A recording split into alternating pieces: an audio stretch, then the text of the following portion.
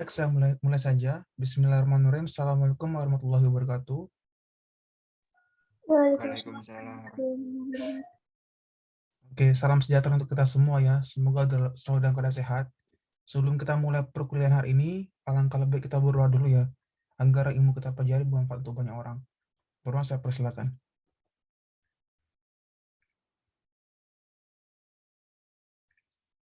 Amin. Semoga tidak pernah selesai. Oke, jadi hari ini adalah kuliah terakhir di semester ini. Jadi kita akan membahas tentang VECM ya, atau Vector Error Correction Model gitu.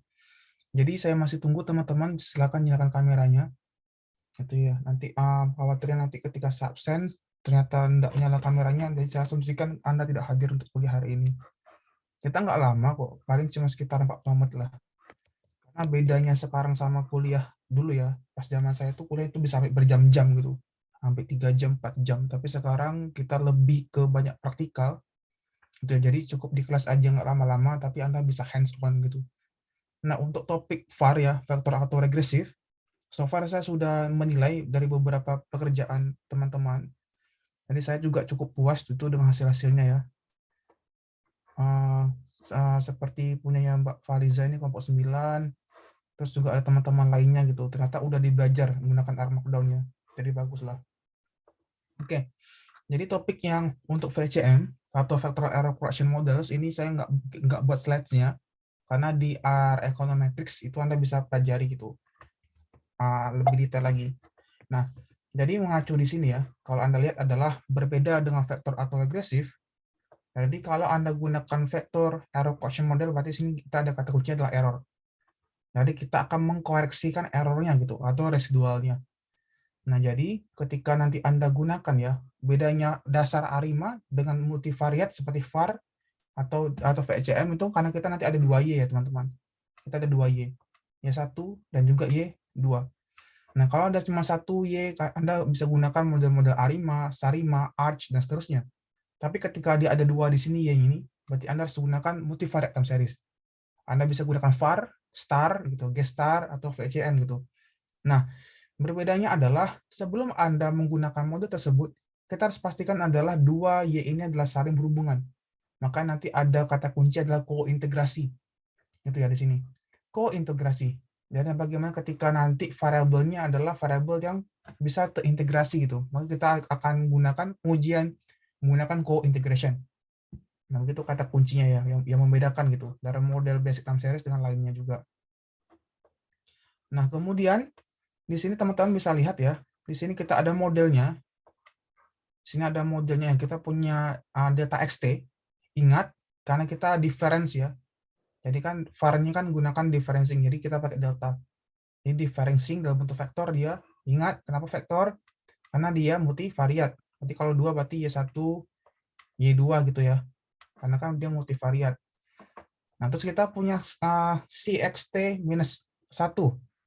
Gitu ya. Jadi ini adalah parameter faktornya nanti. Parameter faktor autoregresinya. Gitu ya. Nah, terus di sini kita ada gamma sebagai nilai koefisiennya, matriks di sini. Sebagai nilai koefisien matriks. Terus kita ada delta XT minus TL atau log-nya gitu ya.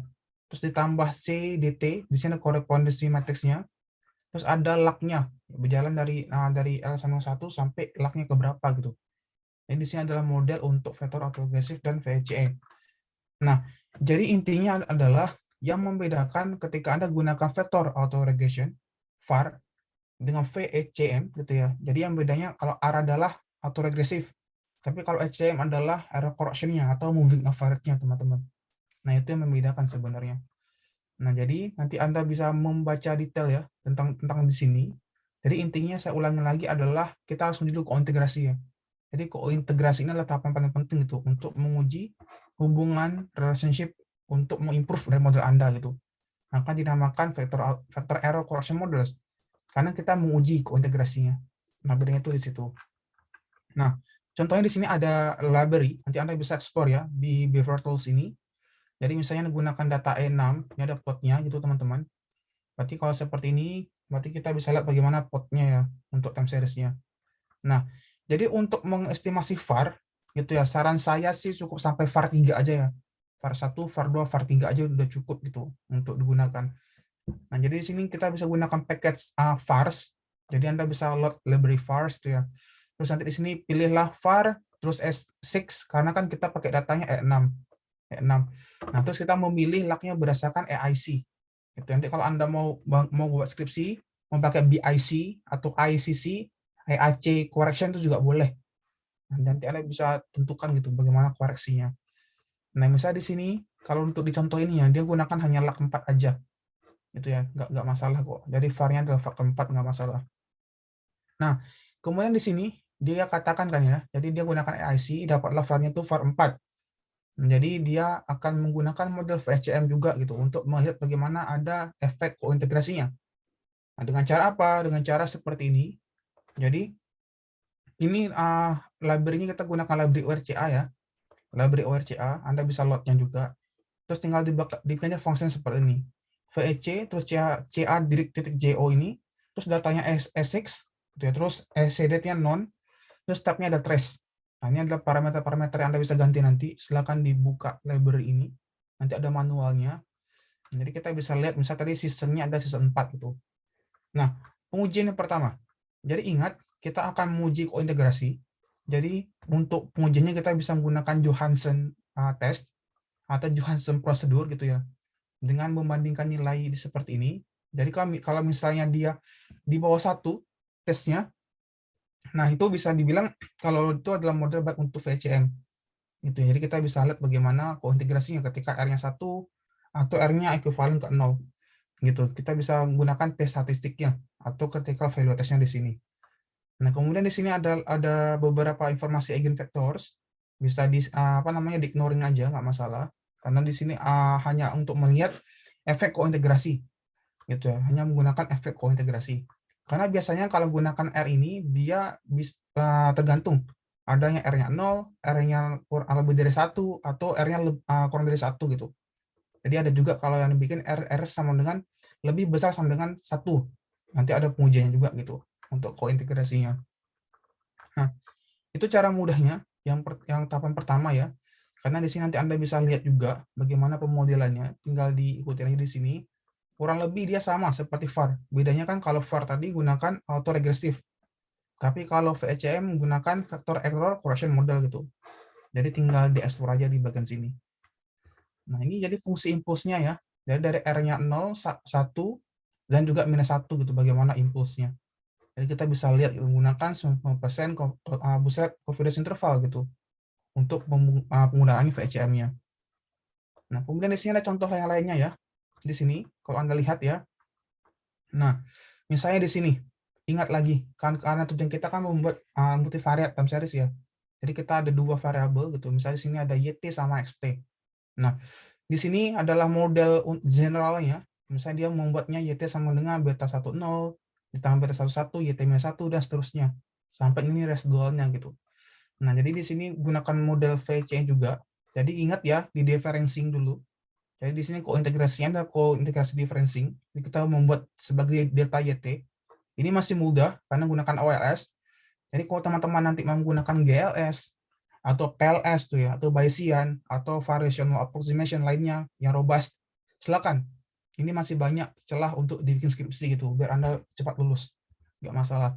Jadi di sini kita lihat juga differencingnya. Jadi delta YT sama dengan alpha 10 ditambah alpha 11 ditambah epsilon head-nya dalam periode T-1 ditambah VT-YT-nya gitu ya. Atau random effect-nya. Nah, contohnya di sini dia menggunakan data ya dari 2 daerah. Misalnya GDP untuk Australia sama USA.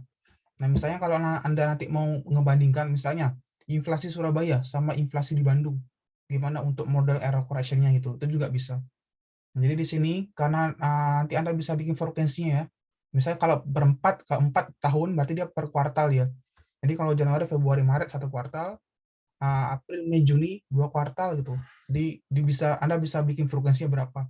4 boleh, mau 12 atau ketika dia tahunan nggak masalah gitu ya. Kalau nanti Anda mau bikin per 2 nggak masalah, seasonal juga bisa. Nanti tergantung frekuensi yang Anda bikin seperti apa gitu. Nanti Anda bisa gunakan juga ganti aja datanya. Misalnya di sini gunakan data GDP ya. Karena kan dia ada 2 area nih. Australia, dan juga USA. Nah, jadi saran saya adalah sebelum Anda gunakan model multivariate ini, pastikan polanya sama, teman-teman. Jadi kalau seperti ini kan sebenarnya mirip ya. Jadi inflasi USA dengan GDP USA dengan Australia itu hampir mirip.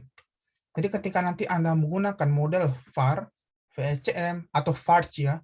Jadi vektor autoregressive heteroscedasticity itu VARCH. AR-nya kita ganti ARCH. Nggak masalah.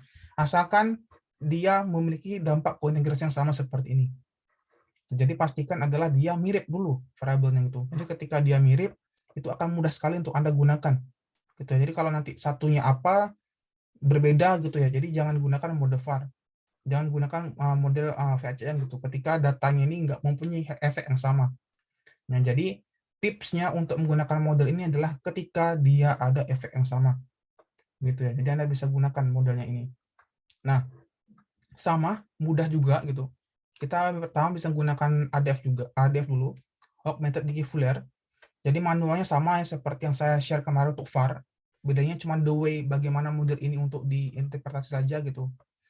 Nah, jadi di sini kita bisa menggunakan ADF test. Tentu Anda bisa gunakan p-value untuk ngebandingkan ya, dibandingkan dengan alpha bagaimana apakah ada stasioner apa tidak gitu. Kalau nggak stasioner ya differencing dan seterusnya. Sama seperti demikian. Nah, jadi nanti Anda bisa menguji dulu differencingnya, terus kita menguji juga dampak kointegrasi. Nah, dengan cara seperti ini ya. Nah, misalnya kalau dampak kointegrasi kan sama seperti melihat bagaimana hubungan dua arah gitu, atau hubungan sebaliknya. Nah, jadi kita bisa membuat coding seperti ini. Misalnya nilai sin ini adalah differencingnya. Nah, dari nilai Australia dan juga USA gitu dikurang 1. Nah, misalnya dia gunakan differencing gitu, datanya data GDP. Nanti sama ketika nanti Anda ganti misalnya inflasi Surabaya sama Bandung. Berarti nanti Surabaya terus tanda ini dan Bandung -1, laknya itu datanya atau data Anda. Jadi nanti Anda akan dapat seperti ini. Nah, jadi ini nilai estimasinya. Nilai estimasi untuk koefisiennya, terus ada p-value-nya berapa. Anda bisa bandingkan ke alfa gitu. Apakah dia ada dampak kontingensi apa tidak. Nah, mudah kok. Kemudian di bawah di sini, nanti Anda bisa melihat hipotesisnya ya. Jadi ketika dia tidak ada apakah dia ada kointegrasi apakah tidak gitu. Nah, jadi kalau misalnya di sini bahwa dia mereject null hipotesisnya. Jadi kalau di sini disampaikan bahwa dia ada kointegrasi. Nah, jadi dapat disampaikan bahwa mereka menggunakan konstruk VHCM ini lebih baik digunakan untuk melihat bagaimana hubungan kausalitas antara dua variabel. Gitu ya. Jadi sebenarnya kalau Anda lihat secara mata aja ya, ini kan sebenarnya udah mirip gitu secara visual, tapi ketika diuji formal kan lebih untuk memastikan apakah benar asumsi kita gitu. Jadi kalau dengan mata aja sebenarnya udah ini udah bisa gunakan model VCM ini. Nah, jadi Anda bisa gunakan terlebih dahulu gitu. Nah, sama tadi di sini untuk mengujinya tadi ya, kita bisa menggunakan pengujian di atas ini. Jadi Anda bisa melihat caranya itu ya untuk kointegrasinya sama. Nah, di sini dasarnya untuk model VAR ya. Jadi di atas tadi adalah untuk melihat kointegrasinya dulu gitu. Sama seperti VAR ini yang topik yang kemarin. Jadi Anda bisa sesuaikan juga gitu, dibandingkan bagaimana model VAR dan juga model error correction model begitu. Kemudian yang ketiga di sini ada markdown yang menarik ya. Jadi nanti Anda bisa melihat lebih jelas lagi. Nah, ingat tadi kan kita mengujinya dengan pengujian Johansson ya di sini. Sebentar. Nah, ini kan mengujinya menggunakan Johansson Procedure. Selain itu, Anda bisa gunakan namanya Granger Causality. Gitu ya, teman-teman. Jadi banyak hal, banyak pengujian gitu untuk menguji bagaimana kausalitasnya. Jadi, beberapa orang bisa menggunakan Granger. Beberapa dari mereka juga bisa menggunakan Johansson itu, nggak masalah. Jadi kalau saya pribadi, saya lebih sering menggunakan Granger gitu. Karena kalau untuk Granger, dia agak lebih baik lah untuk dimensionality-nya gitu. Jadi saran saya ketika Anda gunakan, membandingkan dulu ya, kausalitas bisa gunakan Granger nggak masalah. Karena lebih mudah juga. Contoh, nah di sini ada dua data, ada satu data tapi dua observasi ya. Jadi data stock returns di country A dan juga country B gitu, country B. Nah, jadi kita bisa menggunakan pengujian seperti apa? Ya, seperti ini ya. Kalau Anda lihat secara mata, tentu ini sama lagi. Jadi ketika digunakan VECM atau VAR ini juga bisa gitu. Karena kan polanya sama. Nah, jadi saran saya tadi ya, saya ulangi lagi ya, ketika Anda gunakan untuk multivariate, pastikan dulu polanya sama. Nah, jadi kalau nanti berbeda, ya jangan jauh-jauh banget lah bedanya gitu. Nah, ini modelnya, ingat kita karena multivariate ya, parameternya banyak di sini. Kita punya alpha, kita punya delta, kita punya xi, dan seterusnya. Nah, nanti Anda bisa membuat seperti ini, mudah juga, tinggal diganti data apa gitu. Modelnya sama seperti ini. Nanti kita dapatlah intercept-nya berapa, gitu ya, stoknya berapa, kointegrasi pertamanya berapa, dan keduanya berapa. Jadi kita bisa melihat nanti bagaimana apa namanya modelnya gitu. Nah, kalau kita di sini masih jelek ya, R-square-nya masih 52% gitu. Berarti sebenarnya walaupun dia mirip, tapi dalam beberapa hal di konfigurasi mungkin dia tidak terlalu baik lah gitu. Nah, kemudian kita bisa merubah dalam model unrestricted gitu, atau model yang tidak terbatas di sini. Jadi nanti ini bisa kita breakdown berdasarkan luck-nya ya, misalnya. Nah, yang membedakan di atas kalau Anda lihat ya, di sini kan di atas ini kan kita punya YT, alpha, sigma, delta, xi, dan seterusnya ya. Nah, kalau di sini kita punya beta. Nah, jadi ini adalah model per luck-nya, teman-teman. Di sini kan sebenarnya luck-nya kan dia tidak nge-redefining ya, tapi di sini kan kita bisa redefining. Misalnya nanti luck-nya 1, 2, 6 gitu, dan seterusnya. Nah, jadi dinamakan model unrestricted itu. Jadi kalau model unrestricted, kita bisa membreakdown-kan berdasarkan luck-nya nanti bagaimana gitu. Jadi Anda bisa menggunakan model seperti ini juga. Nanti Anda tinggal bikin aja gitu, nggak masalah. Nah, di sini juga Anda bisa menguji kira-kira mana luck yang tidak signifikan ya, atau mana dampak kointegrasinya atau lokasinya. Nah, misalnya di sini, luck-nya ini misalnya dia diambilnya observasi, teman-teman. Jadi dia menggunakan misalnya lokasi KA untuk apa namanya, stok pertama, stok data saham A, gitu ya, luck 1, luck 2, terus data saham lokasi B, itu ya, luck 1 dan juga luck 2. Nah, bagaimana nanti hasilnya kita bisa menggunakan p-value atau t-hitung nih, t-test ini dibandingkan dengan distribusi T nanti. Gitu. Nah, kemudian kita bisa bandingkan dengan model comparison. Atau ketika Anda nggak menguji ini, Anda bisa menggunakan AIC juga boleh kok. Jadi kita bisa bandingkan dengan nilai AIC-nya, mana model yang terbaik. Tapi kalau Anda mau mengujikan yang lain, kita juga bisa menggunakan ANOVA ya. Jadi banyak hal yang untuk kita bisa comparison, apakah modelnya benar-benar baik apa tidak, mana yang bagus gitu ya, yang satu apa yang kedua. Kita bisa gunakan ANOVA, kita bisa bandingkan dengan goodness of fit, sama aja sebenarnya, cuma beda style saja gitu. Jadi nanti Anda bisa mengikuti seperti ini juga, cara-caranya lengkap. Nah, terus juga sampai nanti kita akan dapatlah menguji Granger-nya. Nah, jadi di sini ada pengujian Granger ya. Yang tadi kan kita menguji tentang Johansen. Nah, tapi di sini kita bisa menggunakan uji Granger. Mudah juga. Jadi var apa? Tuh ya, data kita stok, level kita 2 aja, var 2 juga udah cukup kompleks itu. Nah, kita bisa gunakan var 2. Nah, nanti kita lihat bagaimana dampak kausalitasnya gitu ya. Kita ada H0. H0-nya adalah dia ada instances causality-nya. Itu antara A sama B gitu. Nah, nanti Anda bisa mengujikan, membandingkan dengan p-value-nya. Apakah diterima, apakah ditolak gitu. Nah, ternyata setelah dicek ya, ternyata kita dapat p-value-nya sebesar 0,7866 gitu. Berarti dia tidak mereject. Nah, berarti di situ bahwa dia melihat bagaimana hubungan Granger-nya antara PCHA dan juga PCHB gitu. Dan seterusnya. Jadi kita bisa membandingkan apakah A sama B itu bisa digunakan apa tidak menggunakan Granger test gitu ya, ataupun Johansen. Nah, itu yang membedakan. Nah, di bawah ini nanti Anda bisa explore lagi ya menggunakan VECM. Tinggal diklik aja untuk markdown ini. Nah, saya jelaskan yang singkat dulu di sini yang paling mudah, teman-teman. Kita kan di sini contohnya ada 2 observasi ya. Misalnya lokasi 1, lokasi kedua, Y1T dan juga Y2T. Nah, di sini ada mu, arah vektor gitu ya. Mu arah vektor, terus ada pertambahan matriksnya, terus dengan YT-1 arah vektor juga ditambah epsilon T. Ingat multivariate, maka dia ada arah vektor gitu ya. Nah, kita di sini ada 2 vektornya. mu1, mu2, terus matriksnya adalah 01 gitu ya, 0011. Terus Y1T-1 untuk luck-nya, Y2T-1 telaknya, dan ditambah res 2-nya, E1T dan juga E2T. Nah, terus kemudian karena kita akan mengkoreksi ya, namanya juga error correction model, gitu ya. VECM form.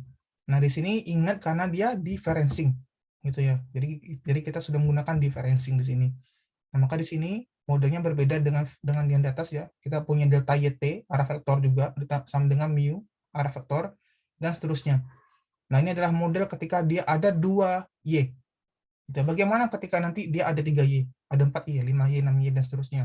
Nah, jadi menarik juga tuh untuk spatial time series. Jadi teman-teman kalau ingin tertarik membuat spatial time series, nggak masalah, silakan. Tuh ya. Karena di paper saya lain, nanti kalau Anda tertarik silakan baca, kalau mau codingin juga saya bisa kasih. Jadi Anda bisa gunakan itu, misalnya 3 lokasi, 4 lokasi, atau 5 lokasi gitu. Tapi pengalaman saya, kalau gunakan VCM cukup 2 aja. Tapi kalau nanti Anda ada 3 lokasi, 4 lokasi, Anda bisa gunakan star. Itu ya, space time atau regresif, atau G-star, gitu, atau general star, nah atau E-star, nggak masalah. Itu apa namanya tips dari saya. Jadi kalau menggunakan VCM, VAR cukup 2 aja. 3 lah paling mentok. Lebih dari 3 Anda bisa gunakan star. Anda bisa gunakan gestar gitu. Itu kalau tips dari saya. Tapi kalau Anda mau coba nggak masalah. Nah, ini ada asumsinya ya. Asumsinya adalah arah mu vektor ini adalah 0. Itu ya, harus 0. Terus di sini dia arah vektor di sini adalah konstannya adalah menuju ke alfa gitu. Dan untuk unrestricted konstannya adalah tidak sama dengan 0. Nah, itu adalah asumsinya untuk model VECM. Gitu ya. Ingat namanya juga error correction model. Nah, jadi dia konstannya harus 0. Ya kan, karena yang akan kita koreksikan errornya ya, residualnya gitu, dan kondisi seperti ini. Nah, caranya sama, nanti Anda bisa merunning aja di sini, menggunakan library TDSDN, mudah juga, tinggal di running aja, tinggal diganti aja data yang ada, yang Anda punya itu seperti apa gitu. Nah, di sini udah dibikin ya, ingat di sini karena dia tidak menggunakan drift, Arima kan ada banyak ya, ada Arima biasa, sama Arima dengan drift gitu. Bedanya sama drift berarti dia ada konstan di sana. Gitu ya. Jadi kalau misalnya Anda gunakan auto Arima nanti akan ada namanya Arima drift kan. Nah, bedanya kalau Arima biasa sama drift, dari drift ini ada konstan. Konstan yang dia tidak berubah gitu, konstannya. Nah, jadi Anda bisa gunakan juga VAR-nya ada drift juga, BCM juga ada driftnya juga gitu. Jadi Anda juga bisa gunakan di sana. Nah, nanti di sini Anda bisa bandingkan juga, nanti bisa diekspor lah ya cara-caranya. Mudah kok, tinggal diganti datanya. Nah, jadi di sini kita bisa lihat bagaimana ketika nanti dia ada dengan konstan, gitu ya. Misalnya menggunakan Arima biasa, gitu ya. Anda bandingkan dengan Arima drift. Nah, sama seperti VAR ini atau VECM ini. Misalnya VECM dengan konstan. Nah, dia seperti apa gitu ya. Ketika dia restricted gitu, seperti apa? Ketika unrestricted seperti apa gitu. Jadi kita bisa melihat bagaimana variannya gitu ya. Kehomogenannya seperti apa gitu. Nah, kita bisa menggunakannya seperti ini. Kan juga mudah sebenarnya. Itu dulu, ada pertanyaan? Apa kurang jelas?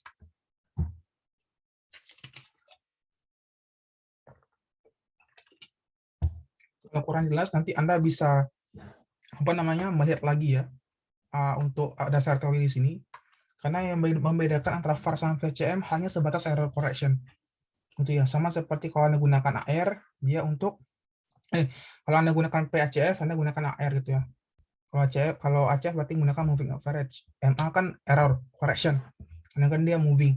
Nah, sama seperti ini juga gitu. Untuk VAR dan juga VCM-nya. Sebenarnya mudah, kalau dibilang mudahan mana VAR sama VCM, sebenarnya lebih mudah VCM sebenarnya. Tapi kalau VCM ini kan ada beberapa pengujian-pengujiannya aja tambahan gitu. Nah, itu aja yang membedakan. Nah, di sini sama ya, Anda lihat kita bisa menggunakan Johansson untuk menguji ringnya bagaimana gitu. Jadi ingat bikin model differencing, uji Johansson gitu ya, untuk melihat bagaimana dampak integrasinya. Nanti akan Anda dapat lah model seperti apa gitu.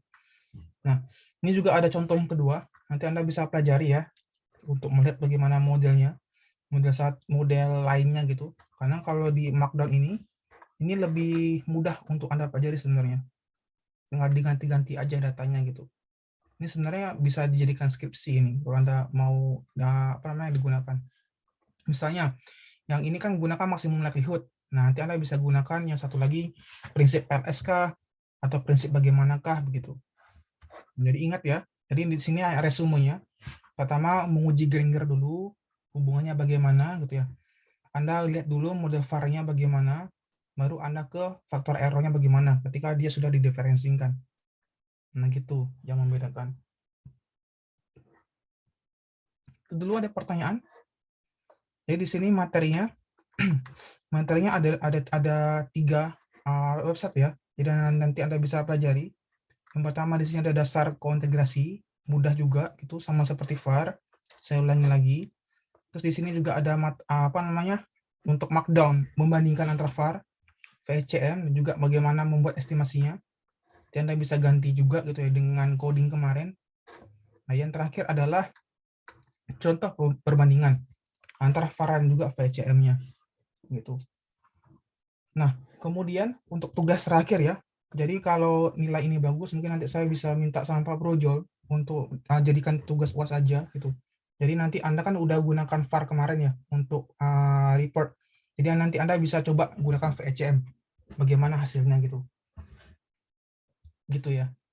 Ada pertanyaan dulu? Silakan kalau ada pertanyaan.